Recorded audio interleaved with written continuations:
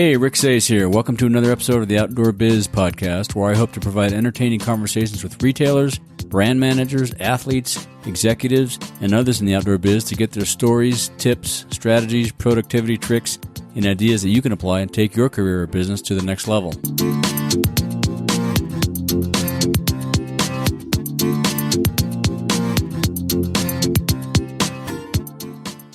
Today's podcast is brought to you by Audible. I've used Audible for many years now when I'm on the road, and I'm on the road a lot. Audible helps me pass the downtime while enjoying great books I discover or are recommended by friends. You can get a free audiobook download and 30-day free trial at www.audibletrial.com/theoutdoorbizpodcast. There are over 180,000 titles to choose from for your iPhone, Android, Kindle, or MP3 player. I can recommend some if you need them. Hit that link and start your 30-day free trial with Audible today. Hey guys, this episode is with Brian Bennett. Brian is the Thule National Accounts and New Business Director and also operates the Moldy Chum blog. We talk a little about the fly fishing biz and what it's like to work with national accounts such as REI. Enjoy. Hey guys, today I'm speaking with Brian Bennett. Brian is the Thule Accounts and New Business Director and operates the Moldy Chum blog. Welcome to the show, Brian. Thanks, Rick. Good to be here. Yeah, good to have you on. So you were just telling me about your first exposure to the outdoors. It was as a kid with your dad, is that right? Yeah, he was the place that he worked used to run an outdoor outings kind of club, I think once a month, and people would take various trips in the New England area. Nice. And I remember my first trip. I think I was probably 8 years old. I remember it vividly, and you don't remember a lot from that 8 years old. Yeah, right. But we remember hiking Mount Jackson in the White Mountains, the presidential range of the White Mountains, and it was also, I remember it was peak foliage time. Oh, cool. And it was epic, and definitely kind of instilled appreciation for the outdoors at an early age. So I have to thank my dad for that, even though later in life we didn't really see eye to eye. Oh, but, yeah, right. Well, he got you started on the right foot. He sure did. Yeah, awesome. So did you do a bunch of other stuff as a kid, hiking and fishing, or? Yeah, that was kind of, it's funny. Fishing for me was kind of off the end of the dock with my grandfather, Nice. I think it was just more of an excuse for him to, drink brown water. But fishing came to me later in life. But yeah, I was primarily it was kind of a hiking scenario, so I would go on those excursions with my dad every month. And oh, nice. We would spend a lot of time, when he had his vacation in the summers, we would rent a place up in New Hampshire or Maine, and we would, go to, Mount Desert Island, or we were up at, so yeah. Very cool. Yeah. And so what was your first outdoor job? I mean, did that inspire you to want to work in the outdoors, or did that come later too? Yeah, no, it's funny. When I got out of high school, I did an internship at a family therapy, practice, and they had an outdoor program in the summer. Huh. And so I was basically an intern, as a kind of a counselor, but, and it was a series of 5-day trips over the course of 5 days. And then you'd come back and you do a family therapy session with the entire family. The kids would go on the trips. They would come back. We do a family session. At the end, there was a 2-week, expedition, and it was everything, rock climbing, whitewater boating, hiking, for at-risk kind of, troubled kids. And right. So that was kind of what directed me. I ended up actually going to social work school, and motivated me to do that. But the outdoor side of it and how it interplayed, on the kind of the education and on the therapeutic side was always a motivating factor. So that was, and that, so, it wasn't in the outdoor business per se. Yeah. If you look at my first job in the outdoor business, I was a bike lead at the REI store in Reading in 1980, Reading, Massachusetts, in 1986 and 87. Wow. So, okay. Yeah. Yeah, we're going way back. Yeah. So did you do more work throughout your early years with at-risk kids? Did that inspire you to do more of that, like, I don't know, summer camps or? Yeah, I did. I did the camp thing. I also, when I took a job out of college at a alternative school in Middleton, Massachusetts. It was called the Reef School, like Christmas Reef. Uh-huh. And they had an outdoor program, and we basically took kids out every week on multi-day outdoor trips as part of their education as part of the curriculum. Yeah. So, and I moved from that. I ended up actually becoming a youth and camping director at a YMCA. And so we would do a lot of trips. And I was racing bikes at the time, road bikes and bicycles. And I saw a job posted for REI. I know it's kind of burnt out on the Y thing. I had been there 4 or 5 years. Yeah, and, that works you pretty hard. Long hours. Yeah. I have a Y background as well. Yeah, so and I thought I was going to be an executive director of the YMCA. Right. And so I see this job. Never worked in retail before. So interesting. Job. It was the second store that REI opened, basically east of the Mississippi. Uh-huh. I think they opened College Park, Maryland, and Reading, Massachusetts, about the same time in '86. And I applied for the bike lead job with no retail experience, whatever, and I got the job. Well, you had a lot of bike experience, though, obviously.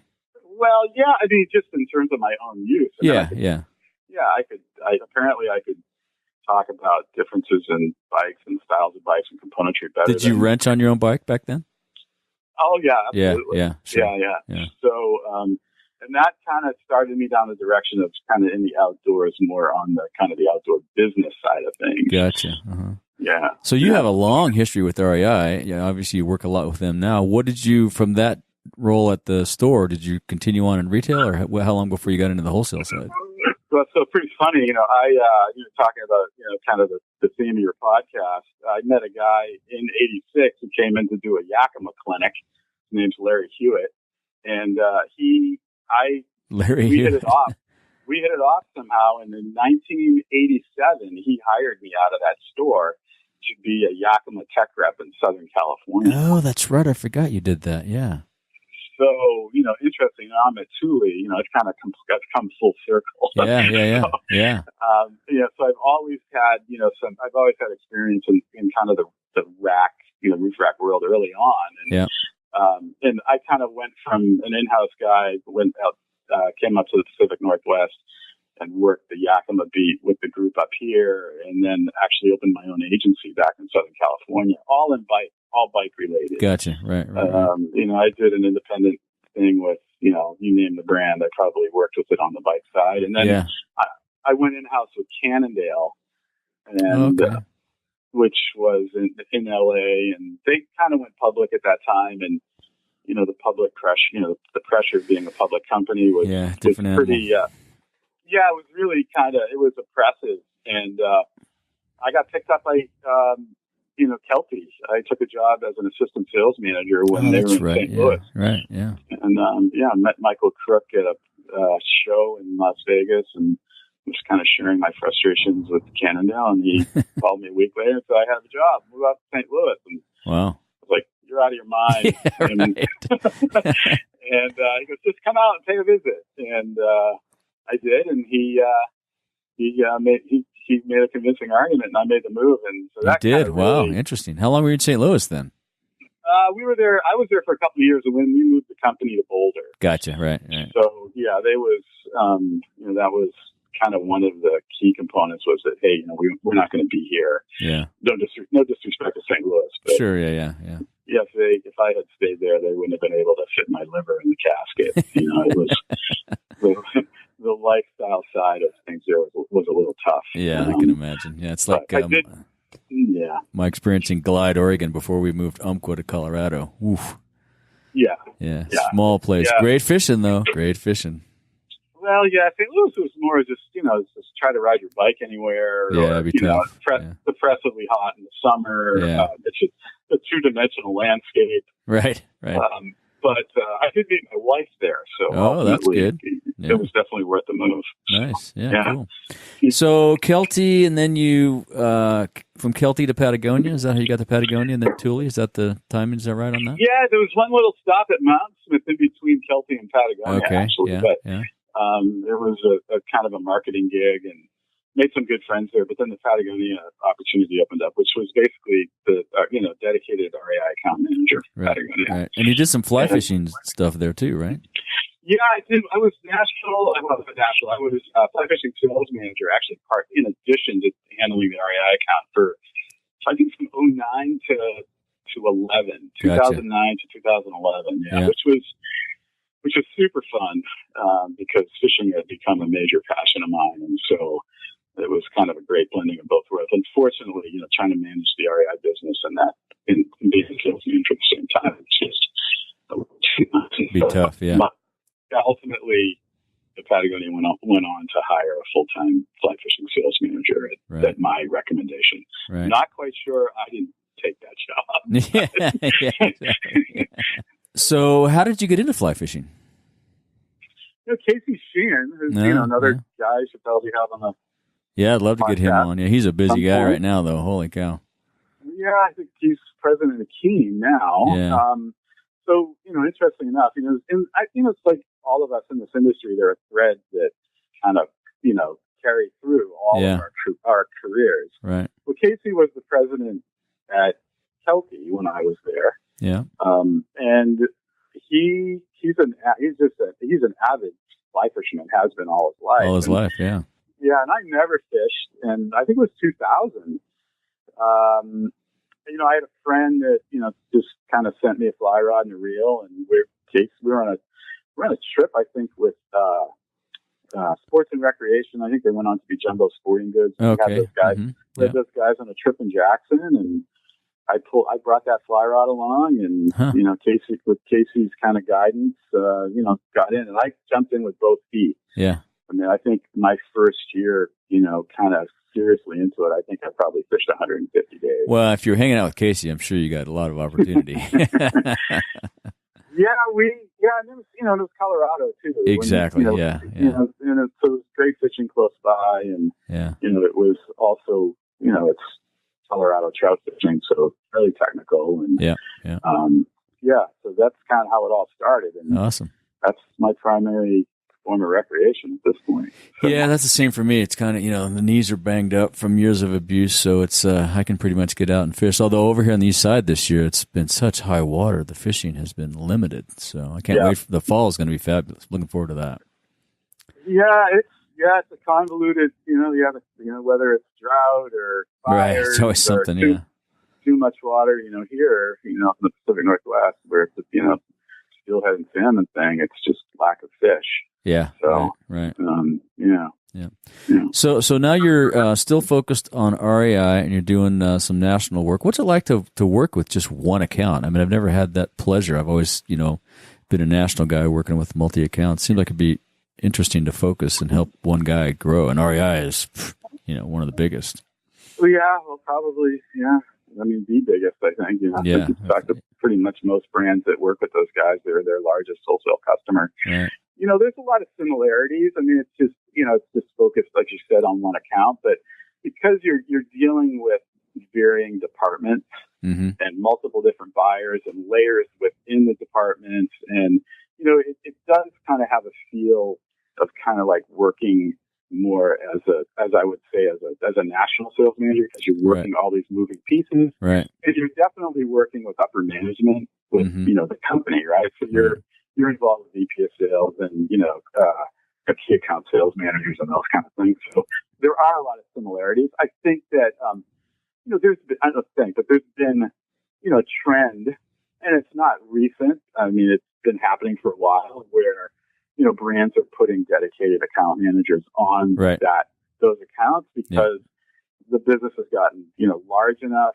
and it can use a dedicated manager. And then also, the evolving rep scenario in the outdoor business as a whole, where you're, as opposed to paying a commission on, tens of millions of dollars of business, you're basically paying one person to focus on it. So there's a benefit to the brands as well to having, inside kind of management of that. Well, it seems like working with those accounts, you really need to get into the operational side of their business too to help them be successful, right? So I'm sure you have a big piece of that. Yeah, there's a lot of analysis that goes along with it. You'd be surprised at how much, you need to, a lot of that stuff's automated on their end, but in terms of the insights that you can provide to them. They have great info, right? Yeah. But it's funny, they're under-resourced, I would say. Yeah. It's a procession of meetings over there. People are always in meetings. Yeah. And so if you can bring, insights that, in terms of diving into numbers in a way that maybe they don't necessarily have the time to do it, you can have some important impact over there. Yeah. I think working with, and also breaking down the silos between the departments. So between the buying group, the merchandising group, and marketing, REI tends to be very siloed in that respect. Right. And so the ability to be able to get those different departments to kind of talk to each other, that's something else that you can kind of influence from that's huge. that point. Yeah. That's big. Yeah. I have a badge. I can. Yeah. That's kind of that deal. Yeah. Walk right in. Yeah.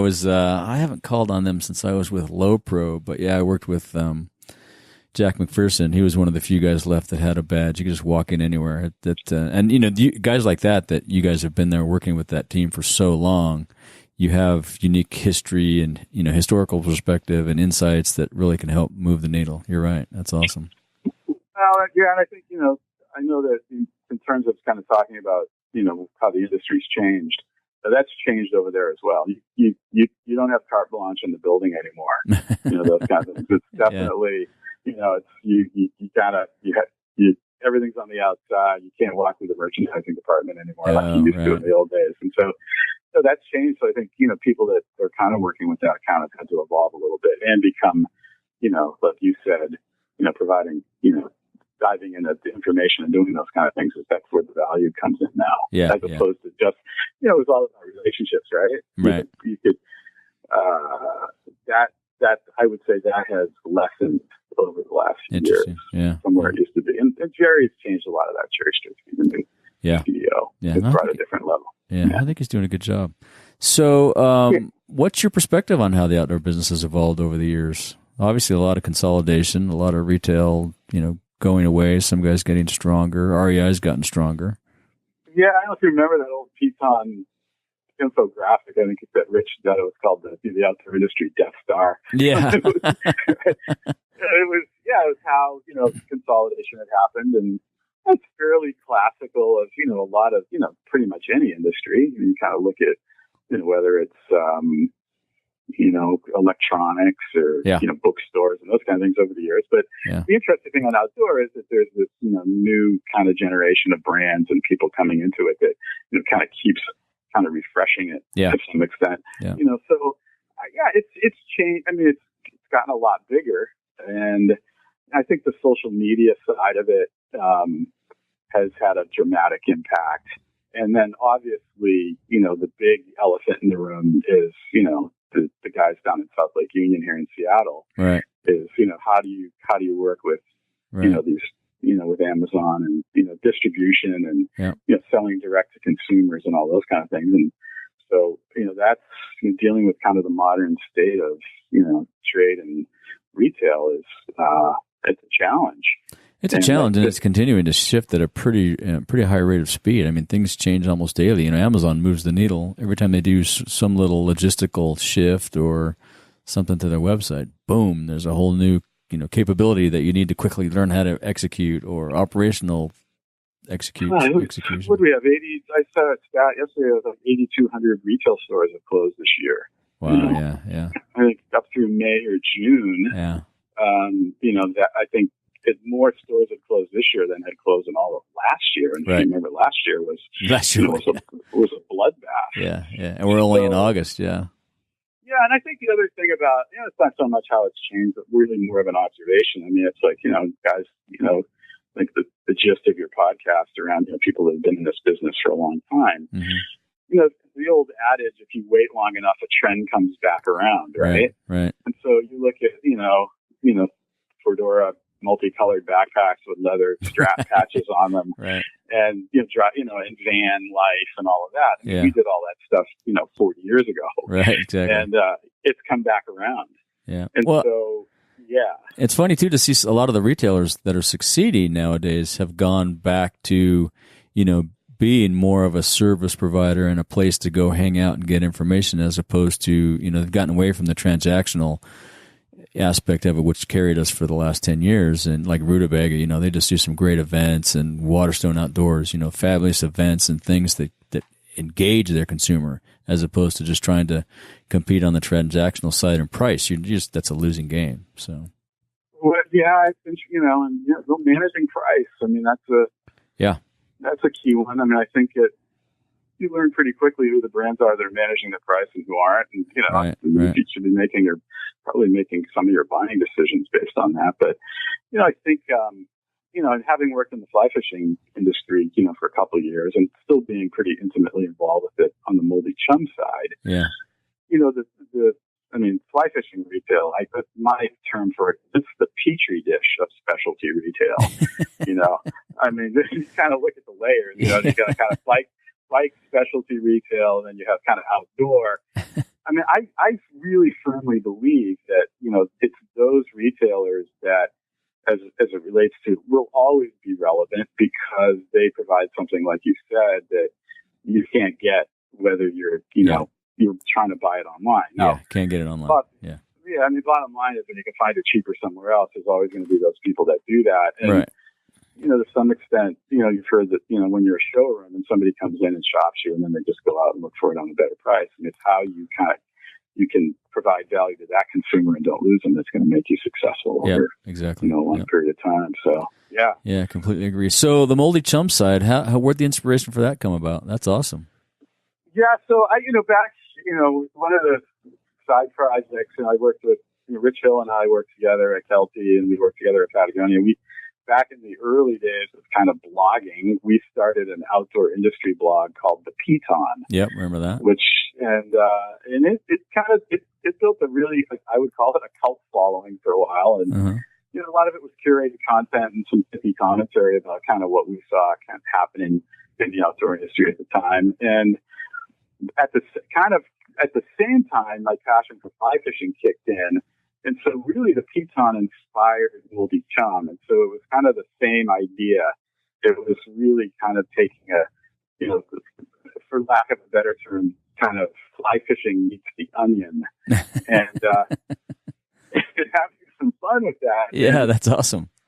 Started it in 2005.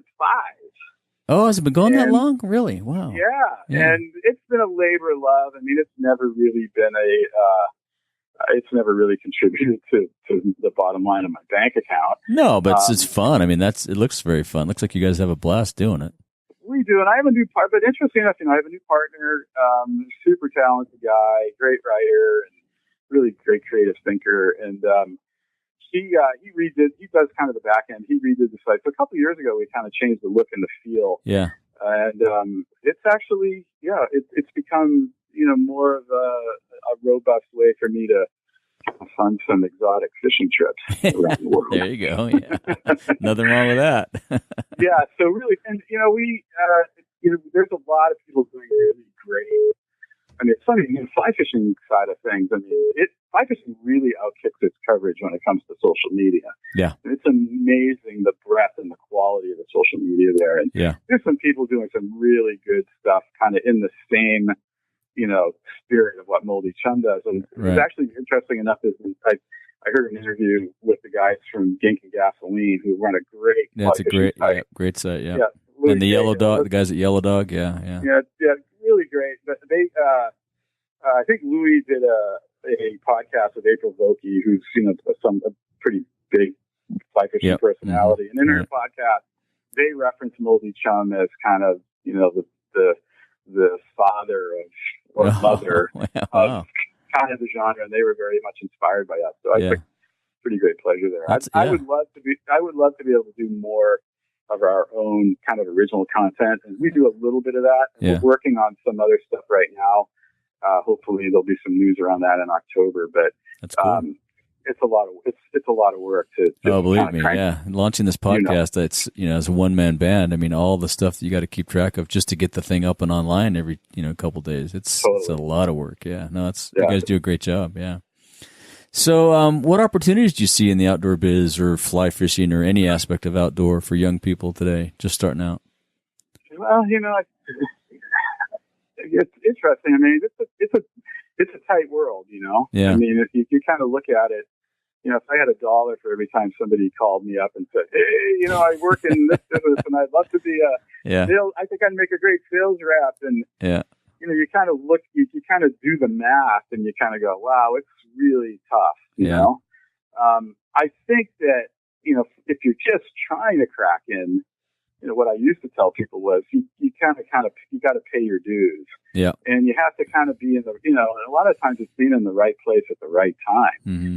And so, find those people in the industry or in your region and try to spend some time volunteering or giving your time up. That's great. To support them, help them hang. I've got, my chum partner, Paul, as a matter of fact, is on his way to Austin, and he's connecting with somebody on the social media side who basically helps out the Patagonia rep down there with their sample sale and hang clothing and those kind of things. So that's, and that allows you to begin to build a network.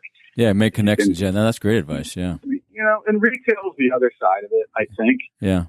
You can, I got my start in this industry working the retail floor at REI. Same here. Yeah, and exactly.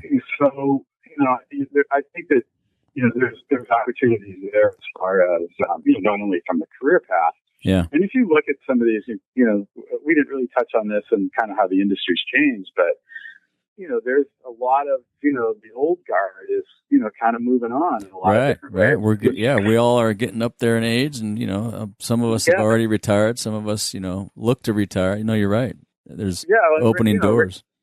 You look at Rick Stoner, and we just had a big party, big going away party for him at the Thule meeting. And so I think that, there's opportunities there, but also the same applies in retail.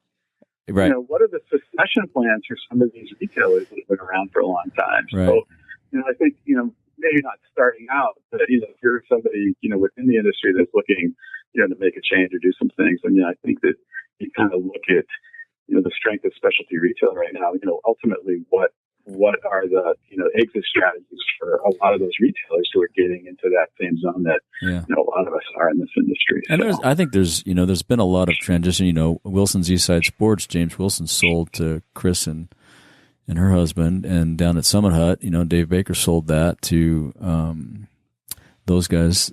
So I'm drawing a blank on that, Jeremy and Dana. So if you get in and you're there a long time and you learn how the thing operates, and you're in the right spot and show that you have a lot of ambition, then eventually when that person, the founder or the second tier of owner, gets ready to move on, you might be in the catbird seat. So that's good advice. Yeah.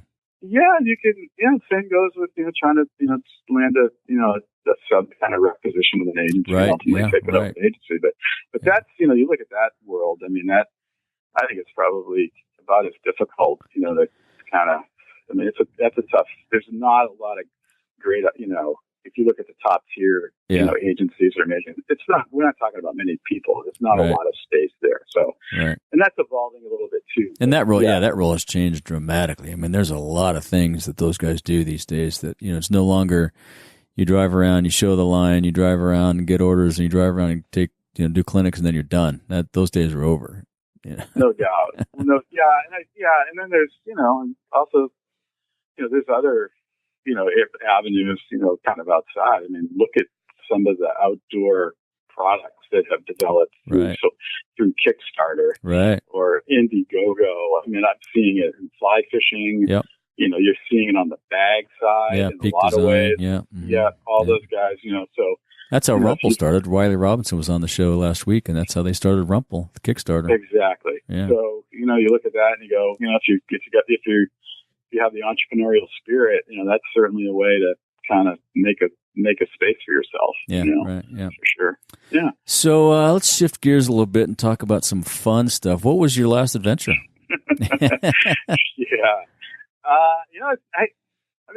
Every time I go out on Puget Sound, it's kind of an adventure. As far as big adventures go, my last trip to Christmas Island, I had been, I've had the opportunity to go there multiple times. Nice. And what was interesting about the last one, though, was it was in the heart of the El Nino.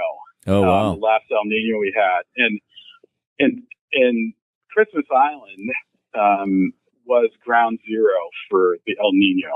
Okay. And there were scientists descended on that place and were, really using it as a laboratory to kind of look at the effects, coral bleaching, fish habitat, all that. Right. It was really amazing to experience that firsthand and see it and see the impact on, a culture and kind of the effects of, global climate change and all those things. So it was an adventure always an adventure there. It's from the fishing side, sure, and kind of getting there, but it was also a profound experience. Kind of a glimpse into our future, huh? That'd be kind of scary.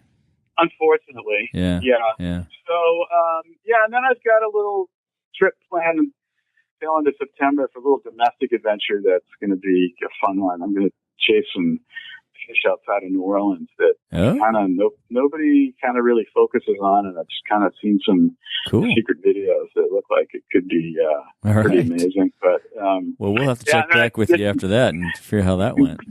Yeah, I think maybe sea run brown trout down in Tierra del Fuego is probably early next year. Nice, so. Awesome. Yeah, we got some fun coming up. That's good.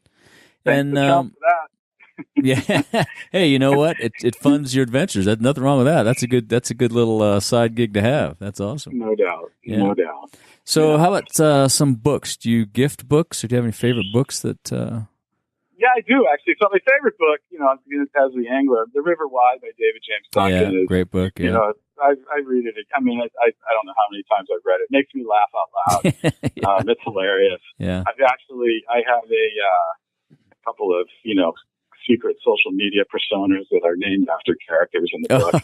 Nice. Awesome. The book that I gift the most, believe it or not, is a parenting book. Oh. And I think his name is David Vienna. Pardon the language, but the name, it's a parenting guidebook, and it's called Calm the Fuck Down. Oh, interesting. We'll put a link to that. Yeah. It's fantastic. I mean, I have a 9-year-old daughter, so I came to parenting late in life, and it's a fantastic book. And so I always, usually, the standard, baby books. That one's kind of the one that I go to, especially for new dads, because the author has twin boys. And oh wow! He has a blog where he chronicles, his life with his twin boys, and it's brilliant. Really That's good awesome. stuff. Well, we'll link to that too. That sounds like a good one. I have no kids, so I can't relate to that at all. Yeah, anybody with parents out there will relate to his writing. A lot of people. Awesome. Yeah. How about your best outdoor gear purchase under $100? Wow, that's a great question. Right off the top of my head, just because it's kind of fresh on my mind, I have a hat. Yeah. That I bought, that a functional hat. I bought it on the Cape, and it's by Gill. It's that sailing company. Yeah. And it's my sun hat, baseball cap. Right. It's my hat that I wear when I'm in the tropics or I'm fishing on the Cape or wherever I am. Right. And it's amazing. And it's got this little kind of bungee cord with an alligator clip on it. Okay. And so I can attach it to my collar when you're running in the boat. Yeah. And so I never lose it. Awesome. Yeah, no, that's a good one. That's a good. I used to on the river. We used to lose our hats all the time. Having an alligator clip is a great idea. Finally. No, it's killed her. It's just awesome. Yeah. It's thrashed. I mean, it's just Well, maybe somebody from Gill will be listening to this and they'll send you a new one. I've taken pictures of that hat to all my old trail buddies and gone, you need to make this hat. Yeah. It's so cool. Yeah, awesome. We'll put a link to that, yeah. And do you have any favorite tools or apps or podcasts you listen to for productivity or sanity? Yeah, absolutely. I mean, there's a bunch of stuff. I mean, on the podcast side, I listen to the usual suspects, kind of mainstream, kind of more outdoor. Fitzka Hall's podcast, the Dirtbag Diaries, that's a good one. My go-to. I mean, they're absolutely awesome. Yeah. On the app side, I mean, I guess I have a fairly robust Instagram page. I mean, it's not enormous, but under the Moldy Chum banner, and so I use a lot of apps, for my photos before I actually get them to. I put them up on Instagram. The one I seem to tend to use the most is Snapseed. Oh, interesting. It's really, really good. Yeah, I've had that on my phone. I haven't used it though. You should use it. Huh. And then you can take it from there, and you can kind of import it right in. So that's one I use a lot. I'll play with that. Yeah. Yeah. So the bulk of my apps are generally around my social media footprint as it relates to Moldy Chum. So I have lots of photo editing and ways to. Do you have an app? Do you have an app that you use for scheduling, or you just post on the fly? Don't schedule things. No, that's all kind of done through my Outlook stuff more than Gotcha. anything. Yeah. Through work and scheduling side. But, Gotcha. Yeah, cool. So, anything you want to say to our audience or ask of our audience? I don't know. I mean, I think, if you look at, it's kind of the news of the last week, I guess. Yeah. I was, yesterday or the day before, after this whole thing that went down in Charlottesville. Yeah. I was kind of feeling like I was the day after the election. It's kind of a reboot of that. Well, it seems like we keep having those moments every couple of weeks. It's like, boom, he just, right back to, geez, really? Yeah, like post-traumatic election syndrome, Yeah, it's continuous.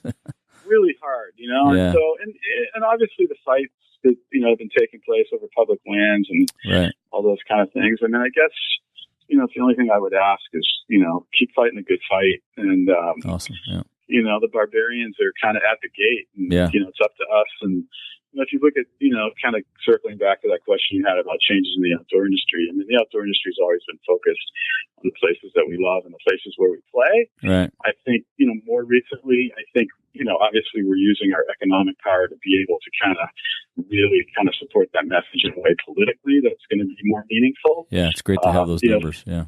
If I had advice, it would be, to continue to just go harder in that respect. And, because it's up to us to That's great advice. I had John Sterling on the show last week, and we were talking about public lands and the fact that, those of us that have grown up in the outdoor industry, we've always taken that for granted pretty much. I mean, we've never really had to, over here in the Eastern Sierra, there's always been just these, great public lands that were just always there. I mean, I don't know what I would do if they went away. And that's kind of, like you say, the barbarians are at the gate. That's the point we're at. We have to strike up the band and, keep fighting the good fight. So, and there's plenty of places we've linked to all these, various groups and things. But the other thing too that I always encourage people to do is get involved yourself locally. Call your congressman.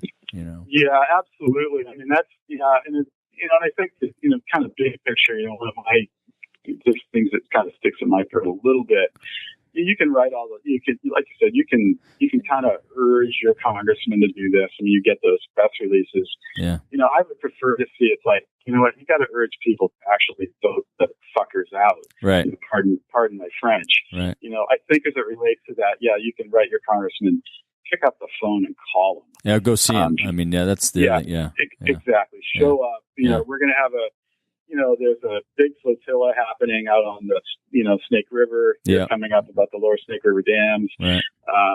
Great advocacy. There's another one happening in Puget Sound around net pens. And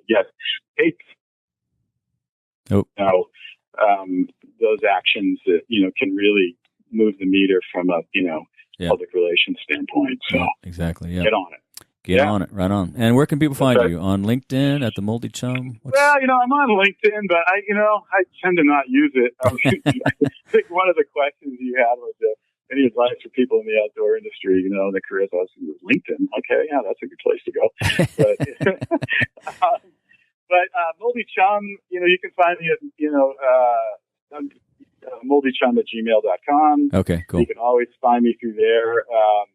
And you can kind of you can also reach us through the contact information at moldychum.com too. Awesome. There's an email link that you can hit me. So we'll put links to that in the show notes. Awesome. Yeah. Love to hear from you. Yeah, cool. Well, hey, thanks for the time, Brian. It's been great chatting with you. Yeah, you bet. Thanks for having me on. Appreciate it. And we'll talk again soon. You bet. All right, man. See you. All right. I hope you enjoyed that conversation with Brian Bennett.